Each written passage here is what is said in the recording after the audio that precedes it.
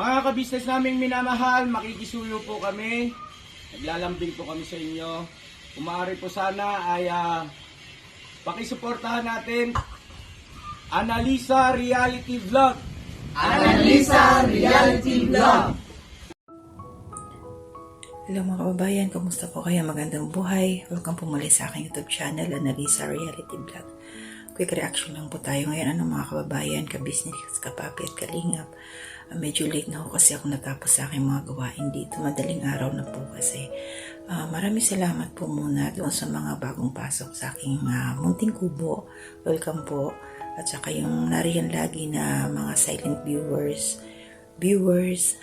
nagla-like, nagko-comment po sa aking mga reaction video. Maraming salamat po. Babawi na lang po ako sa inyo next time. Hindi po muna po makakapag-shoutout ngayon. Talagang alanganing oras na po kasi. So yung bagong lahat pala nakalimutan ko. Talagang antok na eh. Suportahan po natin ang Ka-Business Official, Ka-Business Family, kay si Papa Dins TV po, at si Young Russell. Then ang aking pong mga kasamang reactors dito sa Ka-Business Official. Ayan, ang bibigyan ko po ng reaction ngayon is si Papa Dins TV po. Ito yung kay sa isang bata na sinasabi ng mga parents na may epilepsy daw, pero hindi pa naman sigurado kasi hindi pa naggagawa yung test ng EEG. Sa totoo lang mga bayan, ka-business kapapi kalingap, ang alam ko lang talaga is ECG. So meron din palang test na ganito para sa brain activity natin na tao. Excuse me, sinisipon ako, sorry. Ito si Joanna, yung batang na siya 9 years old na, magte-10 na. Hindi ko siya nakapag-aral dahil sa sobrang hyper talaga siya. Sobrang malikot. So, ang sabi nga ng mga magulang pag umaatake daw to ayun, siya, tinanong din yung bata is sumasakit daw yung ulo niya at saka sigmura. Kasi di ba pag epileptic ka yung nakikita ko kasi nung kabataan ko dun sa amin, may nakita ko may sakit na ganyan. Naglalaway siya pag tawag dito, inaatake. So ito kay Joanna, hindi para sa akin, hindi pa yan sure na epilepsy talaga. Kasi kailangan nga magawa yung EEG na tinatawag. Ito kasi hindi ko alam talaga. Kinopya ko electroencephalogram test ang gagawin sa kanya.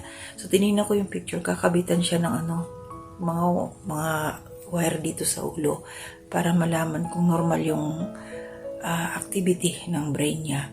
Kasi hindi lang epilepsy ang malalaman doon. Marami pang klaseng abnormality sa brain pag ginawa yung EEG na yun.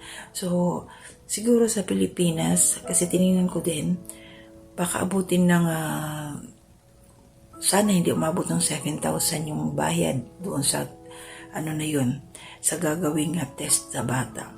At marami salamat kay Papa Dins kasi tinulungan niya nga ito. Yun nga itong hulas na, niya ngayon, upload, nag-iwan siya ng pera. Sana magkasya yun. Kasi nasa 4,000. Depende kasi ang rate daw niyan sa iba yung bayad sa matanda at saka sa bata. Iba daw yung niyan. Singilan pagka ganon. So, ito mga kababayan, ka-business kapapi kalingap, ang akin dito is tulungan natin si Papa Dins, suportahan natin ang kanyang mga ina-upload na video para tuloy-tuloy yung pagtulong niya doon sa bata kasi kawawa talaga yung mga magulang pala ng batang to, mga kabayan, ka-business kapapi at kalingap, ay isang magsasaka. Ito si Kuya Jewel, ang tawagin is si Kuya Gaga. So, nagsasaka lang siya, nagtatanim sila ng mga pechay, at saka itong batang to, hindi nga siya nakapag-aral kasi dun sa school daw, masyadong malikot.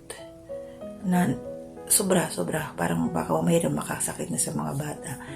At hindi pa to nakatapos ng grade 1. Ang ginagawa ng batang to, nagtitinda rin siya ng pechay, mga produkto ng parents niya, tinitinda niya. So, tumutulong siya. At nakilala tong batang to through kay Nanay Zenny, na tinutulungan din ni Papa Dins, yung nanay ni April. Itinuro kay Papa Dins, pinuntahan nila yung bahay. So, doon na-interview napag-alaman ngayon yung problema ng bata, yung sakit niya. So, nahihirapan yung mga magulang pag umaatake. Awang-awa sila kasi nga kulang sa financial. Kumbaga, tinitiis na lang nila na gano'n yung anak nila. Kahit ganun gawin daw hindi nga sila makaipon. Pero katulad ngayon na nung unang punta ni Papa Dins doon, nag-iwan siya ng pera na ipa-check up naman daw kaagad. So, yun na nga lang ang kailangan gawin, ang advice ng doktor, gawin na po yung EAG na yan. So, dito po tayo ngayon kailangan suportahan si Papa Dins kasi hindi lang ho dito magtatapos ang kanyang pagtulong sa bata. Sigurado ako na once na dumating yung resulta ng examination na yun, doon sa brain test na yan na gagawin, ay marami pa ho. Kasi ang gagastusin. Kasi yung pera, yung pambili ng gamot, kung ano man ang magiging resulta. So, si Papa Dins lang po talaga ang makakatulong. Kasi yung mga magulang ng batang to, tamang pagsasaka lang. Nagtatanim ng mga gulay, tapos ibinebenta nila. So, kumbaga, kahit na sa pagkain, kung titingnan natin mga mabayan, kabisis, kapapet, kalingap, kulang po talaga para sa kanila. Ito si Joanna, ito yung panganay. Siya yung may sakit. Pero kahit may sakit siya, gumagawa ng paraan para makatulong. Nagtitinda nga po siya ng mga gulay na produkto nila. Titinda ng pechay. Kaya ito nakabili si Nanay Zeni doon. At yan, na-endorse niya kay Papa Dins. So, thank you Nanay Zeni kasi nga naisipan mong ibigay kay Papa Dins ang sitwasyon ng batang to. Kaya pinuntahan po ito nila Papa Dins doon. So, aabangan po natin yung magiging resulta ng EAG ng bata para masigurado na talaga kung ano yung karamdaman at nabigyan siya ng sapat na gamot. Kasi kawawa, napakalikot, grabe. Panoorin niyo po sa video ni Papa Dins TV, nandoon po lahat itong aking mga sinasabi. Suportahan po natin sila. Kasama po sila ka-business official, sila pinuno po, at ang ka-business family, din si Young Russell, at ang aking mga kasama mga reactors po. So, pasensya na. Hanggang dito na muna po ang aking gagawing reaction. Ate Marilyn, maraming salamat at nabasa mo na yung aking comment. I-search mo na lang po yung pangalan ko para mapuntahan mo ang aking FB page at makapag-message ka sa aking messenger. So, ingat po tayong lahat. Gabayan po tayo ni Lord. So, hanggang dito na po muna. Maraming salamat. Mga kabisnes naming minamahal, makikisuyo po kami. Lalambing po kami sa inyo. Kung maaari po sana ay pakisuportahan natin Taong Gala. Pakisuportahan po natin Taong Gala. Analisa Reality Vlog. Analisa Reality Vlog. Anime Reactors TV. Anime Reactors TV.